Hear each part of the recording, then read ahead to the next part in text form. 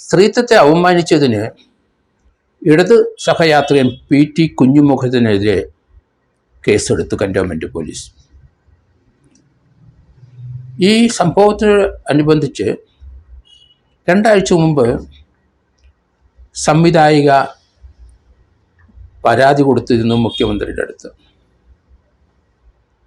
അവർ cinema സംവിധായകയാണ്. രാജ്യാന്തര ചലച്ചിത്രോത്സവത്തിൻ്റെ ഭാഗമായി തിരുവനന്തപുരത്ത് എത്തിയതായിരുന്നു. അവർ ഹോട്ടലിൽ താമസിക്കാൻ വന്നു. PT കുഞ്ഞുമുഹമ്മദ് എന്ന സംവിധായകനും മുൻ MLAയും ഇടത് സഹയാത്രികനുമായ ആ വ്യക്തിയും ആ ഹോട്ടലിൽ എത്തിയിരുന്നു. അവരോട് വളരെ മോശമായി പെരുമാറി, അവരെ അവമാനിച്ചു രീതിയിൽ അയാൾ പ്രവർത്തിച്ചു എന്നൊരു പരാതിയാണ് മുഖ്യമന്ത്രിയുടെ ഓഫീസിൽ 2 ആഴ്ച മുമ്പ് കൊടുത്തത്. അതിന് ശേഷമാണ് സമാനമായ രീതിയിൽ രാഹുൽ മാങ്കൂട്ടത്തിനെതിരെ ഒരു പരാതി എത്തിയത്. ആ പരാതിയുടെ നടപടിയുടെ വേഗത എന്താണെന്ന് നമ്മൾ കണ്ടു. ഇവിടെ ഇടത് സഹയാത്രികനാണ്, മുന്നേ CPM MLA ആണ്. PT കുഞ്ഞുമുഹമ്മദ് എന്ന സംവിധായകനെ എല്ലാവരും ബഹുമാനിക്കുന്ന ഒരു വ്യക്തിയാണ്. അയാളിൽ നിന്നാണ് ഈ രീതിയിലുള്ള അപമാനകരമായ ഒരു പെരുമാറ്റം, സ്ത്രീത്വത്തെ അവമാനിക്കുന്ന രീതിയിലുള്ള പെരുമാറ്റമാണ്. മോശമായി സംസാരിച്ചെന്നല്ല, പെരുമാറ്റമാണ് പറഞ്ഞിരിക്കുന്നത്. ഏതായാലും ജാമ്യമില്ലാത്ത വകുപ്പിട്ട് കന്റോൺമെൻറ് പോലീസ് ഇപ്പം കേസെടുത്തിരിക്കുകയാണ്. 2 ആഴ്ചയായിട്ട് നടപടി ഉണ്ടാകാത്തതിൻ്റെ പേരിൽ തുടക്കത്തിലെ ഈ പരാതി കിട്ടിയപ്പം തന്നെ പോലീസിന് നിർദ്ദേശം വന്നു, മുഖ്യമന്ത്രിയുടെ ഓഫീസിൽ നിന്ന് മേൽ നടപടി തൽക്കാലം എടുക്കേണ്ട ആവശ്യമില്ല എന്ന്. അവർ അത് പറഞ്ഞു തീർക്കാനുള്ള ശ്രമമായിരുന്നു അതിൻ്റെ ഇടയ്ക്കെന്നറിയില്ല. എന്തായാലും PT കുഞ്ഞുമുഹമ്മദ് എന്ന ഇടതുപക്ഷ സഹയാത്രികനെതിരെ ജാമ്യമില്ലാത്ത വകുപ്പിട്ട് കേസെടുക്കേണ്ടി വന്നു.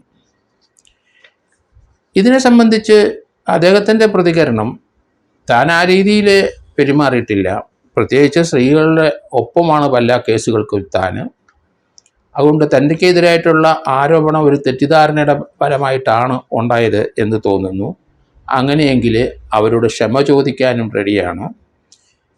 അങ്ങനെ ഒരു പ്രസ്താവന PT കുഞ്ഞുമുഹമ്മദിനെതിരെ വന്നു.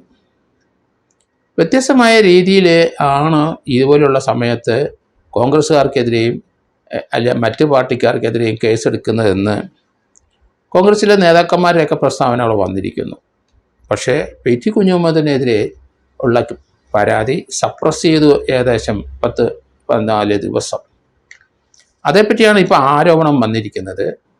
രണ്ടും ഓരോ രീതിയിലാണ് പോലീസ് കൈകാര്യം ചെയ്യുന്നത്, അല്ലെ പോലീസിനെ കൊണ്ട് കൈകാര്യം ചെയ്യിപ്പിക്കുന്നത്.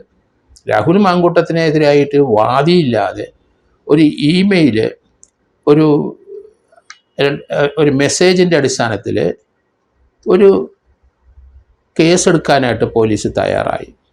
അതിനു മുമ്പ് നമുക്കറിയാം രാഹുൽ മാങ്കൂട്ടത്തിനെതിരായിട്ട് ഒരു റിനി ആൻഡ് ജോർജ് എന്ന് പറഞ്ഞ അവർ തലയും വാലുമില്ലാത്ത രീതിയിൽ ഒരു പ്രസ്താവന നടത്തി, ഒരാരോപണം ഒരു രാഷ്ട്രീയക്കാരൻ നടത്തി എന്ന് ചെറിയ ഇൻഡിക്കേഷൻ അതിൻ്റെ അകത്ത് കൊടുത്തു. ഹൂ കെയേഴ്സ് എന്ന് കൂടെ പറഞ്ഞ ഒരു വ്യക്തിയായിരുന്നു രാഹുൽ മാങ്കൂട്ടം. രാഹുൽ മാങ്കൂട്ടത്തിന് ഉന്നം വെച്ചിട്ടാണ് റിനി ജോർജ് എന്ന സിനിമാ നടി ഒരു കേസ് ഒരു പ്രസ്താവന നടത്തിയത്. അവരുടെ പിതാവ് ഒരു CPM പ്രവർത്തകനാണ്. ആ പ്രസ്താവന അടിസ്ഥാനത്തിൽ ഒരു കേസ് ക്രൈംബ്രാഞ്ചിലെ DYSPമാർ എടുത്ത് അന്വേഷണം തുടങ്ങിയിരിക്കുന്നു. വളരെ തകൃതിയായിട്ടാണ് അവരുടെ അന്വേഷണം. പക്ഷെ വാദിയില്ല, അഡ്രസ്സില്ല, പ്രതിയുടെ പേര് മാത്രം പറഞ്ഞു, ഗർഭചിത്രം ഒരു ക്രിമിനൽ ഒഫൻസിൻ്റെ പേരും പറഞ്ഞു. പക്ഷെ അന്തരീക്ഷത്തിലാണ് വാദി പ്രതികളൊക്കെ നിൽക്കുന്നത്. വ്യക്തതയില്ലാത്ത, അങ്ങനെ ഒരു ആരോപണം, ഒരു പരാതിയില്ലാത്ത സോമോട്ടോ ആയിട്ട് ഒരു കേസെടുക്കാൻ ഇവിടെ ക്രൈംബ്രാഞ്ച് തയ്യാറായി. അതിനൊക്കെ പിന്നീട് ആ ഉദ്യോഗസ്ഥൻ റിട്ടയർ ചെയ്താലും അതിന് തീർച്ചയായിട്ടും അദ്ദേഹം ഡാമേജ് സൂട്ടൊക്കെ ഡാമേജ് സൂട്ടിന് സമാധാനം പറയേണ്ടി വരും. അടുത്ത കാലത്ത് നമ്മൾ അറിയാമല്ലോ, ഇതുപോലെ പ്രവർത്തിച്ച ഒരാൾ 3 മാസം റിട്ടയർ ചെയ്ത് വീട്ടിലിരിക്കുന്ന ആളെ 3 മാസം ഇപ്പം കോടതി ശിക്ഷിച്ചിരുന്നു. അതൊക്കെ മനസ്സിലാക്കണം സീനിയർ പോലീസ് ഉദ്യോഗസ്ഥന്മാർ പലരും. അറിയാതെ രാഷ്ട്രീയം കളിക്കരുത്. രാഷ്ട്രീയം കളിച്ചാൽ നിങ്ങൾ ഒറ്റയ്ക്കേ ഉണ്ടാവുള്ളൂ. അത് റിട്ടയർ ചെയ്യുന്നിടം വരെയൊക്കെ ചിലപ്പം കേസ് നീണ്ടെന്ന് വരാം. അതിനുശേഷം നിങ്ങൾ സഫർ ചെയ്യും. അതുകൊണ്ട് ഇതുപോലുള്ള പ്രവർത്തനത്തിന് വാലും തലയില്ലാത്ത കേസുകൾക്കൊന്നും പോകരുത്. 154 CRPCയിൽ കൃത്യമായി പറയുന്നുണ്ടല്ലോ. അതൊക്കെ നിങ്ങൾ പഠിച്ചിട്ട് വന്നവരല്ലേ. അത് തന്നെയല്ല ഇപ്പോഴത്തെ BNSSനകത്ത് കൃത്യമായിട്ട് അതെല്ലാം ഉണ്ടല്ലോ. അപ്പം 173 CRPCക്ക് പകരം BNSS 173 പ്രകാരം എങ്ങനെയാണ് കേസെടുക്കേണ്ടതെന്നൊക്കെ മനസ്സിലാക്കിയിട്ടുള്ളവരാണ്. അതുകൊണ്ട് വാദിയില്ലാതെ, അതുപോലെ ഒഫൻസ് പറയുന്നത് അന്തരീക്ഷത്തിൽ നിൽക്കുന്ന ഒഫൻസിനെ വെച്ച് കോഗ്നിസൻസ് എടുക്കുന്നത് വളരെ സൂക്ഷിച്ച് വേണം. ഡാമേജ് സൂട്ട് ഉറപ്പായിട്ടും വരും.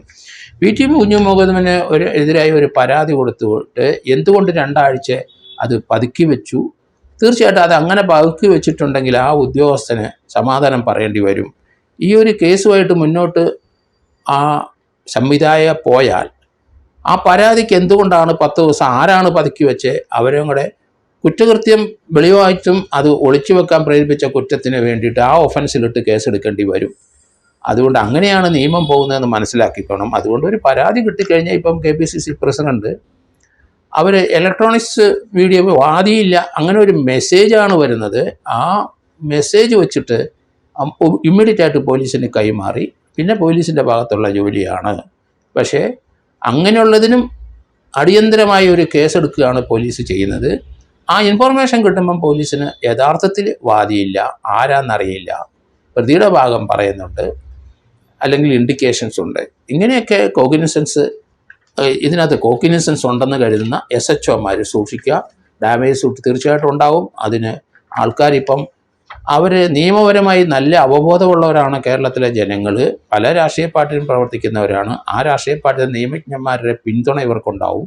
അതുകൊണ്ട് നേരത്തെയൊക്കെ ഇതുപോലെ തട്ടിപ്പ് നടത്തിക്കൊണ്ടിരുന്ന പോലീസ് ഉദ്യോഗസ്ഥന്മാർ ശ്രദ്ധിക്കുക. ഇനി തീർച്ചയായിട്ടും അത് നിങ്ങളെ ബാധിക്കും, നിങ്ങളെ പേഴ്സണലായിട്ട് ബാധിക്കും. അങ്ങനെയൊന്നും ഈ രാജ്യത്ത് നിയമപരമായി ഒരു സംരക്ഷണം നിങ്ങൾക്ക് ആർക്കും ലഭിക്കില്ല.